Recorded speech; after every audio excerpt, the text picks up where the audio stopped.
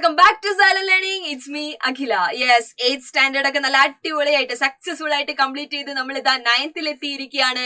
അപ്പൊ ഇതാ പല ഭാഗത്ത് നിന്നും പല രീതിയിലുള്ള പ്രഷറൊക്കെ ഇപ്പൊ തന്നെ ഓൾറെഡി മക്കൾ കേട്ടുകൊണ്ടിരിക്കുന്നുണ്ടാവും അല്ലെ. പാരന്റ്സ് ആണെങ്കിലും ശരി, ടീച്ചേഴ്സ് ആണെങ്കിലും ശരി, ഈവൻ നമ്മുടെ സീനിയേഴ്സ് ആണെങ്കിലും ശരി, നിങ്ങളുടെ അടുത്ത് പറയുന്നുണ്ടായിരിക്കാം യെസ് ഇതുവരെ ഉള്ളതുപോലെയൊന്നും അല്ല, 9th എന്ന് പറയുന്ന സമയത്ത് കുറച്ചുകൂടെ ടഫ് ആയിട്ടുള്ള സിലബസ് ഒക്കെയാണ് മക്കളെ വെയിറ്റ് ചെയ്തിരിക്കുന്നത് എന്നൊക്കെ. അപ്പൊ ഈ പറഞ്ഞ കാര്യങ്ങളിലെല്ലാം എന്തെങ്കിലും ശരിയുണ്ടോ? എന്തൊക്കെയാണ് നമുക്ക് പഠിക്കാനുള്ളത്, എങ്ങനെ നമുക്കത് പഠിച്ചെടുക്കാം അല്ലെ, ബസ് സ്റ്റഡി പ്ലാൻ എങ്ങനെ പ്രിപ്പയർ ചെയ്യാം എന്നൊക്കെയുള്ള കാര്യങ്ങളാണ് ഈ ഒരു വീഡിയോയിൽ നമ്മൾ ഡിസ്കസ് ചെയ്യാൻ പോകുന്നത്. നമ്മളിതാ നമ്മുടെ കെമിസ്ട്രിയെ പറ്റി പറയുകയാണെങ്കിൽ, കെമിസ്ട്രി എന്ന് പറയുന്ന സമയത്ത് നിങ്ങൾക്ക് അറിയാം അല്ലെ, ഇന്നത്തെ ഒരു കാലത്ത് മെജോറിറ്റിയും എയിം ചെയ്യുന്നത് അല്ലെ, അല്ലെങ്കിൽ ഒരു ഗോൾ സെറ്റ് ചെയ്ത് വെക്കുന്നത് എന്താണ്? യെസ്, നമുക്ക് ഒരുപാട് കോമ്പറ്റീറ്റീവ് എക്സാമുകളൊക്കെ വരാനുണ്ട്, അതൊക്കെ നമുക്ക് ക്രാക്ക് ചെയ്തെടുക്കണം അല്ലെ. അപ്പൊ അതിന് വേണ്ടിയിട്ട് നമ്മൾ പ്രിപ്പറേഷൻ പ്ലസ് 1ലും പ്ലസ് 2ലും ഒക്കെ സ്റ്റാർട്ട് ചെയ്താൽ മതിയോ? സ്വാഭാവികമായിട്ടും മക്കൾക്കൊക്കെ ഉള്ള ഒരു കൺഫ്യൂഷൻ ആയിരിക്കും അല്ലെ, എന്തിനാ ഇപ്പോഴേ ഇതിനെ പറ്റിയൊക്കെ നമ്മൾ ഡിസ്കസ് ചെയ്യുന്നത് എന്ന്. എന്നാൽ അങ്ങനെയല്ല മക്കളെ, നമ്മൾ ഈ പ്ലസ് 1ലും പ്ലസ് 2ലും ഒക്കെ പഠിക്കുന്നതിന്റെ ഇപ്പൊ ഈവൻ നമ്മുടെ കെമിസ്ട്രി ആണെങ്കിലും മറ്റ് സയൻസ് സബ്ജക്റ്റുകളൊക്കെ ആണെങ്കിലും ശരി, അതിന്റെ ഒരു മിനിയേച്ചർ ഫോം അല്ലെ, അതിന്റെ ഏറ്റവും ചെറിയ ഒരു ഫോം അല്ലെങ്കിൽ അതിന്റെ ഒരു ബേസ് എന്ന് പറയുന്നത് ആക്ച്വലി നമ്മുടെ 9th സ്റ്റാൻഡേർഡിലാണ് നമ്മൾ ക്രിയേറ്റ് ചെയ്തെടുക്കുന്നത്. ഇത് ഞാൻ വെറുതെ പറയുന്നതല്ല, നിങ്ങൾ ആരോട് ചോദിച്ചു കഴിഞ്ഞാലും നിങ്ങൾക്ക് കിട്ടും. നമ്മുടെ 10th ആണെങ്കിലും ശരി, നമ്മുടെ പ്ലസ് 1 ആണെങ്കിലും ശരി, നമ്മുടെ പ്ലസ് 2 ആണെങ്കിലും ശരി, അത് കഴിഞ്ഞ് നിങ്ങൾ നോക്കാൻ പോകുന്ന നമ്മുടെ കോമ്പറ്റീറ്റീവ് എക്സാമുകളാണെങ്കിലും ശരി, ഇതിന്റെയൊക്കെ സിലബസ് നമ്മൾ നോക്കിക്കഴിഞ്ഞാൽ അതിന്റെയൊക്കെ ഒരു പാർട്ട് അല്ലെങ്കിൽ അതിന്റെയൊക്കെ ആ ഒരു ബേസ് എന്ന് പറയുന്നത് നമുക്ക് നമ്മുടെ 9th കണ്ടെടുക്കാൻ വേണ്ടിയിട്ട് പറ്റും. സോ നമുക്ക് നമ്മുടെ കെമിസ്ട്രിയുടെ സിലബസ് എന്താന്നുള്ളത് ഒന്ന് പരിചയപ്പെടാം. നമുക്കറിയാം ഏതൊരു സബ്ജക്റ്റും അല്ലെങ്കിൽ ഏതൊരു കാര്യവും നമ്മൾ പഠിക്കുന്ന സമയത്ത് ആദ്യം നമ്മൾ നോക്കേണ്ടത് എന്താണ്, അതിൽ എന്തൊക്കെയാണ് നമുക്ക് പഠിക്കാനുള്ളത് അല്ലെ, എന്നാൽ മാത്രമേ അത് എങ്ങനെ പഠിച്ചെടുക്കാം എന്നുള്ള ഒരു പ്ലാൻ നമുക്ക് ഉണ്ടാക്കിയെടുക്കാൻ പറ്റുള്ളൂ. അപ്പൊ കെമിസ്ട്രിയുടെ കാര്യം പറയുകയാണെങ്കിൽ അതിന്റെ സിലബസ് നോക്കുകയാണെങ്കിൽ നമുക്ക് പ്രധാനമായിട്ടും 4 ചാപ്റ്റേഴ്സ് ആണ് ഈ ഇയറിൽ പഠിക്കാനുള്ളത്. 4 ചാപ്റ്റേഴ്സേ പഠിക്കാനുള്ളൂ. ഇപ്പൊ തന്നെ നിങ്ങൾക്ക് ഒരു സമാധാനം ഉണ്ടാവും അല്ലെ, 10ഉം 12ഉം ചാപ്റ്ററുകളൊന്നും ഇല്ല. നമ്മുടെ ഫസ്റ്റ് ചാപ്റ്റർ എന്ന് പറയുന്നത് മാറ്റർ ഇൻ അവർ സറൗണ്ടിങ്സ് ആണ്. സെക്കൻഡ് ചാപ്റ്റർ എന്ന് പറയുന്നത് is matter around us pure.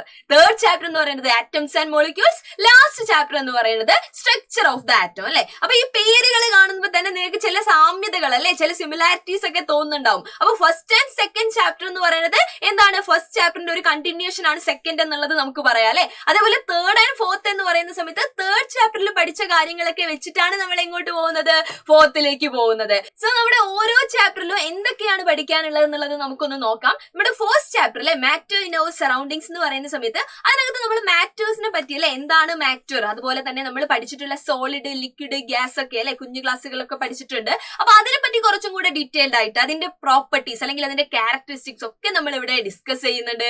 അതുമായിട്ട് ബന്ധപ്പെട്ടിട്ടുള്ള കുറച്ച് പുതിയ ടേംസ് കാര്യങ്ങളൊക്കെ ഇതിനകത്ത് കടന്നു വരുന്നുണ്ട്. അതുപോലെ തന്നെ ചേഞ്ച് ഓഫ് സ്റ്റേറ്റ് അല്ലെ, അവിടെ കുറെ പ്രോസസ്സുകൾ, നമ്മുടെ ഫ്രീസിംഗ് ആണെങ്കിലും നമ്മുടെ ഇവാപ്പറേഷൻ, കണ്ടൻസേഷൻ, സബ്ലിമേഷൻ തുടങ്ങിയിട്ടുള്ള കുറെ പ്രോസസ്സുകൾ നമ്മൾ ഇതിനകത്ത് ഡിസ്കസ് ചെയ്യുന്നുണ്ട്. ഇതൊക്കെ കഴിഞ്ഞിട്ട് നമ്മൾ പോകുന്നത് നമ്മുടെ സെക്കൻഡ് ചാപ്റ്ററിലേക്ക് അല്ലെ, is matter around us pure എന്ന് പറയുന്നത്. അവിടെ നമ്മൾ എലമെന്റ്സിനെ പറ്റിയും കോമ്പൗണ്ട്സിനെ പറ്റിയും മിക്സ്ചേഴ്സിനെ പറ്റിയും പഠിക്കുന്നുണ്ട്. അതിൽ തന്നെ ടൈപ്സ് ഓഫ് മിക്സ്ചർ അല്ലെ, ഹെട്രോജീനസ് ആൻഡ് ഹോമോജീനസ്, അതൊക്കെ ഡീറ്റെയിൽഡ് ആയിട്ട് തന്നെ ഈ ചാപ്റ്ററിൽ നമുക്ക് ഡിസ്കസ് ചെയ്യാനുണ്ട്. അതുപോലെ ട്രൂ സൊല്യൂഷൻ, കൊളോയിഡ്സ്, സസ്പെൻഷൻ, ഇതൊക്കെ എന്താണ് അല്ലെ, ഇതിന്റെയൊക്കെ പ്രത്യേകതകൾ എന്താണ്, ഇതൊക്കെയാണ് ഈ ഒരു ചാപ്റ്ററിൽ നമുക്ക് ഡിസ്കസ് ചെയ്യാനുള്ളത്.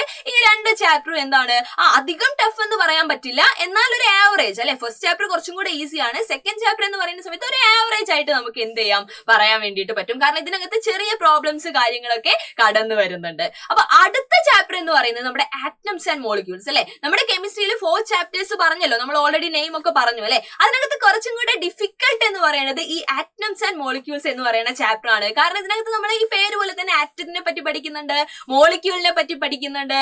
അത് കഴിഞ്ഞാൽ നമ്മൾ ഇതിനകത്ത് പ്രധാനമായിട്ട് പഠിക്കുന്ന കാര്യം എന്ന് പറയുന്നത് ഒരു കെമിക്കൽ കോമ്പൗണ്ടിന്റെ എങ്ങനെയാണ് അതിന്റെ ഫോർമുല എഴുതുക എന്നുള്ളതാണ്. നമുക്കിപ്പോ ഫോർ എക്സാമ്പിൾ പറയുകയാണെങ്കിൽ വാട്ടർ എന്ന് പറയുന്ന സമയത്ത് അത് H2O ആണെന്ന് നമുക്കറിയാം അല്ലെ. എങ്ങനെയാണ് അതിന് H2O എന്ന് പറയുന്ന ആ ഒരു കെമിക്കൽ ഫോർമുല വന്നത്, അതെങ്ങനെ നമുക്ക് എഴുതാം, നമുക്ക് സ്വന്തമായിട്ട് എങ്ങനെ എഴുതാം എന്നൊക്കെ ഉള്ളത് നമ്മൾ പഠിക്കുന്നത് ഈ ഒരു ചാപ്റ്ററിലാണ്, ഈ ആറ്റംസ് ആൻഡ് മോളിക്യൂൾസ് എന്ന് പറയുന്ന ചാപ്റ്ററിലാണ്. ഇതിനകത്തുള്ള ഏറ്റവും ഡിഫിക്കൽട്ട് ആയിട്ടുള്ള പോർഷൻ എന്ന് പറയുന്നത് മോൾ കോൺസെപ്റ്റ് ആയിരുന്നു. പക്ഷെ നിങ്ങളുടെ ഭാഗ്യത്തിന് ഈ ഒരു സിലബസിൽ അത് കട്ട് ചെയ്തിട്ടുണ്ട്, അത് ഡിലീറ്റഡ് പോർഷൻ ആണ്. അതുകൊണ്ട് നമുക്കത് ഈ ഇയറിൽ എന്ത് ചെയ്യേണ്ട, പഠിക്കേണ്ട ആവശ്യമില്ല. അപ്പൊ ചുരുക്കി പറഞ്ഞു കഴിഞ്ഞാൽ ആറ്റംസ് ആൻഡ് മോളിക്യൂൾസ് എന്ന് പറയുന്നത് ഇവിടെ ഒരു കണ്ടിന്യൂഷൻ ഒന്നും ഇല്ല അല്ലെ. 8th ഇതിന്റെ ഒരു കാര്യങ്ങളൊന്നും നമ്മൾ എന്ത് ചെയ്യുന്നില്ല, ഡിസ്കസ് ചെയ്യുന്നില്ല. സോ അതുകൊണ്ട് തന്നെ നമ്മൾ എന്താണ്, തുടക്കം മുതൽ അല്ലെ, അതിന്റെ ആ ഒരു ബേസ് ആയിട്ടുള്ള കാര്യം മുതൽ തന്നെ നമ്മൾ ഇവിടെ എന്ത് ചെയ്യണം, പഠിച്ചു പോരണം. അതുകൊണ്ട് ഇത് കുറച്ചും കൂടെ ചില കുട്ടികൾക്കെങ്കിലും ഇതൊരു ടഫ് ആയിട്ടൊക്കെ തോന്നാറുണ്ട്. അത്രയും ഞാൻ പറഞ്ഞിട്ടുള്ളൂ. എന്നാലും വളരെ ഈസി ആയിട്ട് തന്നെ നമുക്കത് എന്ത് ചെയ്യാം, പഠിച്ചെടുക്കാം അല്ലെ. അപ്പൊ അടുത്ത ലാസ്റ്റ് ചാപ്റ്റർ എന്ന് പറയുന്നത് സ്ട്രക്ചർ ഓഫ് ആറ്റം. അപ്പൊ കഴിഞ്ഞ ചാപ്റ്ററിൽ നമ്മൾ ആറ്റത്തിനെ പറ്റിയൊക്കെ പഠിക്കുന്നുണ്ടെങ്കിലും ആറ്റത്തിന്റെ സ്ട്രക്ചർ ഒന്നും നമ്മൾ പഠിക്കുന്നില്ല. അപ്പൊ ഈ ഒരു ചാപ്റ്ററിൽ നമ്മൾ ആറ്റത്തിന് എന്ത് ചെയ്യും, കീറി മുറയ്ക്കും അല്ലെ. ഇതിനകത്തുള്ള ഇലക്ട്രോൺസ്, പ്രോട്ടോൺസ്, ന്യൂട്രോൺസ് അങ്ങനെയുള്ള കാര്യങ്ങളൊക്കെ നമ്മൾ ഈ ഒരു ചാപ്റ്ററിലാണ് പഠിക്കുന്നത്. അത് ഉപയോഗിച്ച് നമ്മൾ വാലൻസി ഒക്കെ കണ്ടുപിടിക്കുന്നുണ്ട്. അപ്പൊ ഈ ഒരു ചാപ്റ്ററിൽ ഒരു ടാസ്ക് എന്ന് പറയുന്നത് വാലൻസി കണ്ടുപിടിക്കുന്നതാണ്.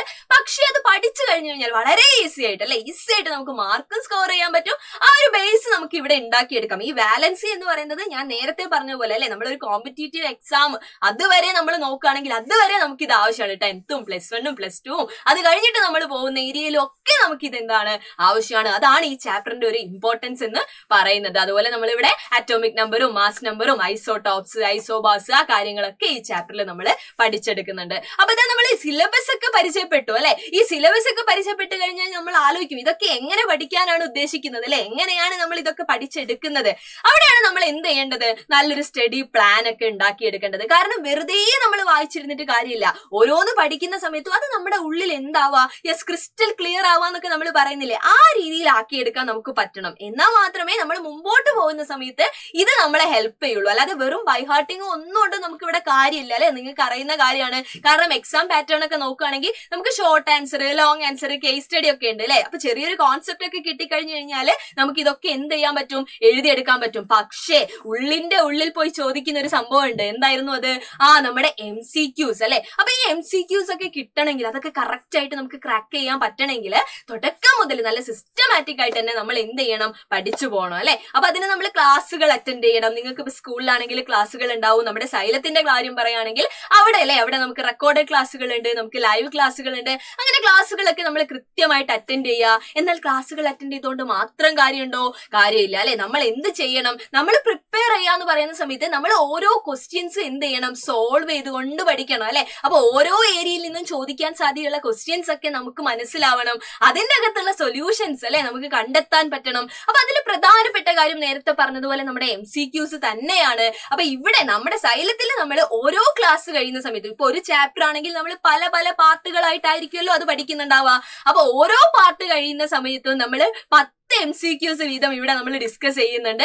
അതേപോലെ നിങ്ങളും എന്ത് ചെയ്യുക, ഇതൊക്കെ എന്ത് ചെയ്യുക, പ്രിപ്പയർ ചെയ്തുകൊണ്ടേ ഇരിക്കുക. കാരണം നമ്മുടെ പാറ്റേൺ മാറുകയാണെങ്കിൽ പോലും, നിങ്ങളിപ്പോൾ അടുത്ത വർഷം 10th എത്തുന്ന സമയത്ത് നമ്മുടെ എക്സാം പാറ്റേൺ ഒക്കെ മാറുകയാണെങ്കിൽ പോലും അവിടെ മാറ്റം വരാൻ ഏറ്റവും കൂടുതൽ സാധ്യത ഉള്ളത് MCQsന്റെ നമ്പറാണ്. MCQs ഒക്കെ ചിലപ്പോൾ എന്താണ്, കുറച്ചുകൂടെ ഇപ്പൊ ചോദിക്കുന്നതിനേക്കാൾ കൂടുതൽ നമ്പേഴ്സ് ഒക്കെ ചോദിക്കാൻ സാധ്യതയുണ്ട്. നമ്മുടെ ടൈം മാനേജ്മെന്റ് ഒക്കെ MCQsന് വളരെ ഇമ്പോർട്ടന്റ് ആണ്. അത് മാത്രമല്ല എവിടെന്നെങ്കിലും ഒക്കെയാണ് ഈ MCQയുടെ ക്വസ്റ്റ്യൻസ് വരാറുള്ളത് അല്ലെ. അപ്പൊ അതിന് വേണ്ടിയിട്ട് നിങ്ങളെ പ്രിപ്പയർ ചെയ്യാൻ വേണ്ടിയിട്ട് ഓരോ പാർട്ട് കഴിഞ്ഞു കഴിഞ്ഞാൽ നമ്മൾ എന്ത് ചെയ്യുന്നുണ്ട്, 10 MCQ വീതം ഇവിടെ ഡിസ്കസ് ചെയ്യുന്നുണ്ട്. അത് നിങ്ങളും എന്ത് ചെയ്യുക, ഫോളോ ചെയ്യുക. തുടക്കം മുതൽ അത് ഫോളോ ചെയ്ത് പോവുകയാണെങ്കിൽ നമുക്ക് വളരെ ഈസി ആയിട്ട് ചാപ്റ്ററും പഠിക്കാൻ പറ്റും, എക്സാമിന്റെ രീതിയിൽ അല്ലെ, എക്സാം ഓറിയന്റഡ് ആയിട്ടും നമുക്ക് എന്ത് ചെയ്യാൻ പറ്റും, അത് വളരെ ഈസി ആയിട്ട് എക്സാംസ് ഒക്കെ നമുക്ക് ക്രാക്ക് ചെയ്തെടുക്കാൻ പറ്റും. മറ്റൊരു കാര്യം എന്താണ്, യെസ് നമ്മുടെ യൂണിറ്റ് ടെസ്റ്റുകളാണ് അല്ലെ. അപ്പൊ ഓരോ യൂണിറ്റ് കഴിയുന്ന സമയത്തും നമ്മൾ എന്ത് ചെയ്യുക, യൂണിറ്റ് ടെസ്റ്റുകൾ അറ്റൻഡ് ചെയ്യുക. നിങ്ങളിപ്പോ സ്കൂളുകളിലെ ടെസ്റ്റുകൾ ഉണ്ടായിരിക്കും അല്ലെ, അത് നിങ്ങൾ അറ്റൻഡ് ചെയ്യുക. നമ്മുടെ സൈലത്തിലാണെങ്കിൽ നമ്മൾ ഈ പറഞ്ഞതുപോലെ ഓരോ യൂണിറ്റ് കഴിയുന്ന സമയത്തും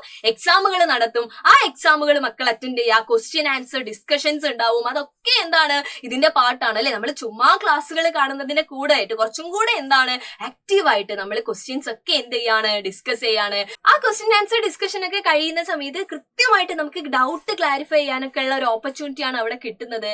ഇതേപോലെ തന്നെ, അല്ലെങ്കിൽ ഇതുവരെ പറഞ്ഞതിൽ ഏറ്റവും പ്രധാനപ്പെട്ട ഒരു കാര്യമാണ് നമ്മുടെ PYQ സീരീസ് എന്ന് പറയുന്നത്. നേരത്തെ തുടക്കത്തിൽ നമ്മൾ MCQsന്റെ ഒക്കെ കാര്യം പറഞ്ഞിട്ടുണ്ടായിരുന്നു അല്ലെ. അതേപോലെ തന്നെ ഒരു എക്സാം ഓറിയന്റഡ് ഒക്കെ ആയിട്ട് നമ്മൾ പഠിക്കുന്ന സമയത്ത് ഏറ്റവും ആദ്യം അല്ലെ നമ്മൾ ചെയ്തിരിക്കേണ്ട കാര്യമാണ് ഈ PYQs സോൾവ് ചെയ്യുക എന്ന് പറയുന്നത്. അപ്പൊ തൊട്ട് മുൻ വർഷത്തത് മാത്രമല്ല, ഒരുപാട് വർഷത്തെ ക്വസ്റ്റ്യൻ പേപ്പർ ഒക്കെ എടുത്തു വെച്ചിട്ട് അതിനകത്ത് വരുന്ന ക്വസ്റ്റ്യൻസ്, എങ്ങനെയൊക്കെയാണ് ക്വസ്റ്റ്യൻസ് വന്നിട്ടുള്ളത്, എങ്ങനെയൊക്കെയാണ് അതിന്റെ പാറ്റേൺ എന്നൊക്കെ ഉള്ളത് നമ്മൾ അറിഞ്ഞിരിക്കണം. അപ്പൊ സൈലത്തിൽ നമ്മുടെ നിഞ്ച ആപ്പിൽ അല്ലെ, നിഞ്ച ബാച്ചിൽ നമ്മൾ ഈ ഫെസിലിറ്റീസ് ഒക്കെ കൊടുക്കുന്നുണ്ട്. അതായത് നമ്മൾ ലൈവ് ആയിട്ട് തന്നെ പ്രീവിയസ് ഇയർ ക്വസ്റ്റ്യൻസ് ഒക്കെ എടുത്തിട്ട് നമ്മൾ ഡിസ്കസ് ചെയ്യാറുണ്ട്. അപ്പൊ നമുക്ക് അറിയാം അല്ലെ, നിങ്ങൾ ഓൾറെഡി നിഞ്ച ബാച്ചിനൊക്കെ പരിചയപ്പെട്ടിട്ടുള്ള ആളുകളായിരിക്കും. അവിടെ നമുക്ക് നേരത്തെ പറഞ്ഞ ലൈവ് ക്ലാസ്സുകളും റെക്കോർഡ് ക്ലാസ്സുകളും അല്ലെ, യൂണിറ്റ് ടെസ്റ്റുകളും ഇതൊക്കെ കൂടാതെ തന്നെ ഈ പറഞ്ഞിട്ടുള്ള നോട്ടുകളും കാര്യങ്ങളും ഒക്കെ മക്കളിലേക്ക് എത്തുന്നതാണ്. എന്താണ് MCQസും പ്രീവിയസ് ഇയർ ക്വസ്റ്റ്യൻ പേപ്പർ ഡിസ്കഷനും മോഡൽ ക്വസ്റ്റ്യൻ പേപ്പർ അല്ലേ, നമ്മൾ വളരെ ഇമ്പോർട്ടന്റ് ആണ്. നമ്മൾ എക്സാം എഴുതി തന്നെ പ്രാക്ടീസ് ചെയ്യണം. അപ്പൊ നമ്മുടെ ഓരോരോ ടേം കഴിയുന്നതിനനുസരിച്ച് അല്ലേ അതിന്റെ ഇടയിൽ എല്ലാം കൂടെ കൂട്ടിയിട്ടുള്ള മോഡൽ ക്വസ്റ്റ്യൻ പേപ്പറുകളൊക്കെ നമ്മൾ പ്രൊവൈഡ് ചെയ്യും. എക്സാം ഒക്കെ നമ്മൾ എഴുതുന്നതാണ്.